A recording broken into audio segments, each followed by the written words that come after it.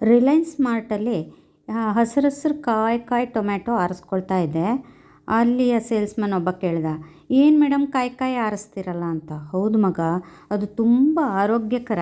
ಅದರಲ್ಲಿ ಆ್ಯಂಟಿ ಆಕ್ಸಿಡೆಂಟ್ಸ್ ತುಂಬ ಇರೋದರಿಂದ, ಹಾಗೆ ವಿಟಮಿನ್ ಎ ಸಿ ಇವೆಲ್ಲ ಇರೋದರಿಂದ ನಮಗೆ ರೋಗ ನಿರೋಧಕ ಶಕ್ತಿ ತುಂಬ ಹೆಚ್ಚಾಗುತ್ತೆ. ಜೊತೆಗೆ ಹೈ ಬಿ ಪಿ ಇದ್ದವರಿಗೆ ಹಾಗೂ ಶುಗರ್ ಪ್ರಾಬ್ಲಮ್ ಇದ್ದವರಿಗೆ ಕಂಟ್ರೋಲಲ್ಲಿ ಇರುವಂತೆ ಮಾಡುತ್ತಂತೆ. ಹಾಗಾದರೆ ರುಚಿಕರವಾದ ಒಂದು ಗೊಜ್ಜನ್ನು ಮಾಡೋಣವೇ? ಬನ್ನಿ, ಹರಿಯರ್ ಪೈಸ್ ಕಿಚನಿಗೆ ತಮ್ಮೆಲ್ಲರಿಗೂ ಸ್ವಾಗತ. ಇಲ್ಲಿ ನಾನು 4 ಕಾಯಿ ಟೊಮೆಟೊನ ತಂದಿದ್ದೇನೆ, ನೋಡಿ ಇಟ್ಕೊಂಡಿದ್ದೇನೆ. ಅದರಲ್ಲಿ ಆಗಲೇ ಒಂದು ಸ್ವಲ್ಪ ಪಿಂಕಿಶ್ ಕಲರ್ ಬರ್ತಾ ಇದೆ. ಹೀಗೆ ಗಟ್ಟಿ ಇದ್ದರೆ, ಹಸಿರಾಗಿದ್ದರೆ ಟೇಸ್ಟ್ ಒಳ್ಳೆ ಬರುತ್ತೆ.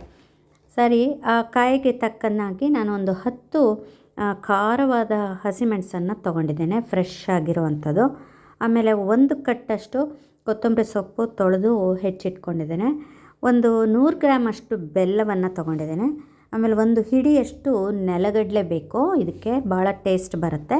1 ಚಮಚೆಯಷ್ಟು ಜೀರಿಗೆ, 1 ಸಣ್ಣ ಮುದ್ದೆಯಷ್ಟು ಹಿಂಗು, ಆಮೇಲೆ 1 ಟೇಬಲ್ ಸ್ಪೂನಷ್ಟು ಉಪ್ಪು, ಮತ್ತು ರುಚಿಗೆ ಒಂದು ಸ್ವಲ್ಪ ಹುಳಿ ಹಾಕಬೇಕಾದ ಕಾರಣ ಖಾರ ಮೆಣಸನ್ನು ನಾನು ತೊಗೊಂಡಿದ್ದೇನೆ.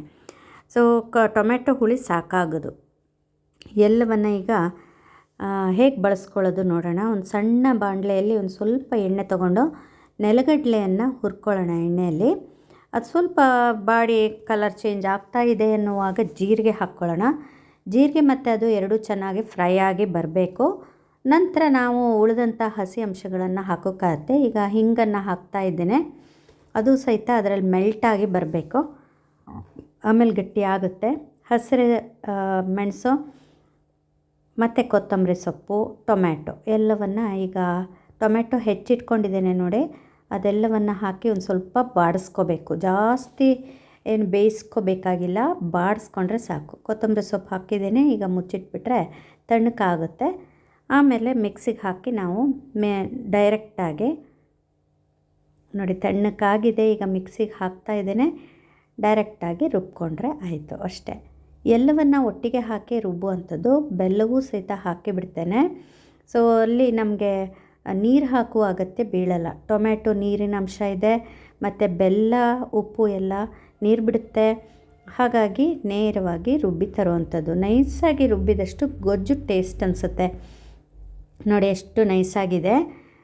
ಇದಕ್ಕೆ ತೆಂಗಿನ ತುರಿ ಹಾಕಿದ್ರೆ ಮಾತ್ರ ಎಲ್ಲ ವೇಸ್ಟ್, ಎಲ್ಲ ಟೇಸ್ಟೇ ಹಾಳಾಗೋಗ್ಬಿಡುತ್ತೆ. ಕೆಲವೊಬ್ಬರಿಗೆ ಎಲ್ಲದಕ್ಕೂ ತೆಂಗಿನಕಾಯಿ ಹಾಕೋ ಅಭ್ಯಾಸ ಇರುತ್ತೆ, ಇದಕ್ಕೆ ಹಾಕಿದ್ರೆ ಟೇಸ್ಟ್ ಆಗೋಲ್ಲ.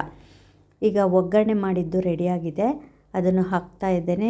ಒಗ್ಗರಣೆಗೆ ಸಾಸಿವೆ, ಒಣಮೆಣಸು ಮತ್ತು ಕರಿಬೇವು, ಉದ್ದಿನಬೇಳೆಯೂ ಸಹಿತ ಹಾಕ್ಬೋದು. ನೋಡಿ ಈಗ ಗೊಜ್ಜು ರೆಡಿಯಾಗಿದೆ.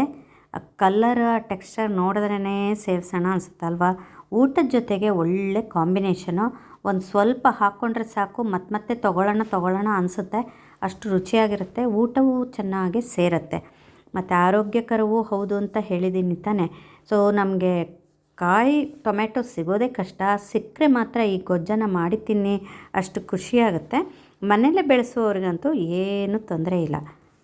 ಸರಿಯಾಗಿದ್ದರೆ ಗೊಜ್ಜನ್ನು ಮಾಡಿ ಟೇಸ್ಟ್ ನೋಡಿ ನನಗೊಂದು ಲೈಕ್, ಶೇರ್ ಆ್ಯಂಡ್ ಕಮೆಂಟನ್ನು ಹಾಕೋದು ಮರಿಬೇಡಿ.